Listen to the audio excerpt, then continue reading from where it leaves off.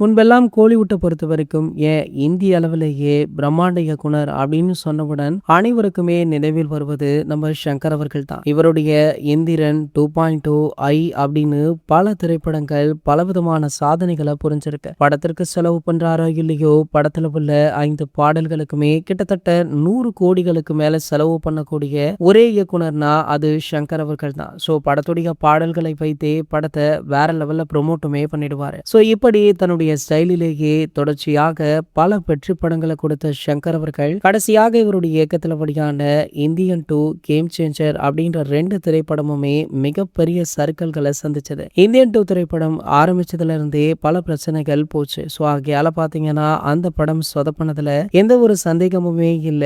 படத்தை வெளியிடுறதுல சங்கர் அவர்களுக்கே விருப்பமில்லாமல் தான் அந்த படம் வெளியாச்சு. ஆனா கேம் சேஞ்சர் படத்தை அவர் பார்த்து பார்த்து ஒர்க் பண்ணாரு. இருந்துமே அந்த படம் ஏன் மிஸ் ஆச்சு அப்படின்னு பலருமே அவரை திட்டி தீர்த்துட்டும் இருக்காங்க. சோ செம்ம கடுப்பான சங்கர் அவர்கள் கண்டிப்பாக கம்பேக் கொடுத்தாக வேண்டும், நம்ம யாருன்னு மீண்டும் இந்த சினிமா துறைக்கு நிரூபித்தே ஆக வேண்டும் அப்படின்னு சொல்லி அவர் கையில் எடுத்திருக்க திரைப்படம் தான் வேல்பாரி. சோ இந்த படம் பாத்தீங்கன்னா பட்ஜெட் பெருசு அப்படின்றதுனால இந்த படத்திற்கு முன்னாடி ஒரு சின்ன பட்ஜெட் படத்தை எடுக்கலாம் அப்படின்னு பிளான் போட்டிருக்காராம். அதுதான் முதல்வன் 2 அப்படின்னு சொல்லப்படுது. இந்த கதையை முன்பு தளபதி விஜய் அவர்களுக்காக எழுதியிருந்தாரு. சோ தற்போது அதுல ஒரு சில மாறுதல்களை பண்ணி சூப்பர் ஸ்டாருக்குன்னு இந்த கதையை மொத்தமாக சேஞ்ச் பண்ணிட்டாராம். சமீபத்துல பாத்தீங்கன்னா சூப்பர் ஸ்டாருடன் சந்திப்புமே நடைபெற்றுள்ளதாக சொல்லப்படுது. சூப்பர் ஸ்டார் அவர்கள் தற்போது தலைவர் 173வது படத்துல நடிச்சிட்டு இருக்காரு. சோ இந்த படத்தை எடுத்து கமலஹாசனுடன் ஒரு படத்துல நடிக்கிறாரு. அதன் பிறகுதான் சங்கர் அவர்களுடன் முதல்வன் 2 படத்துல இணைய இருக்காரா. கூடிய விரைவிலேயே இந்த படத்திற்கான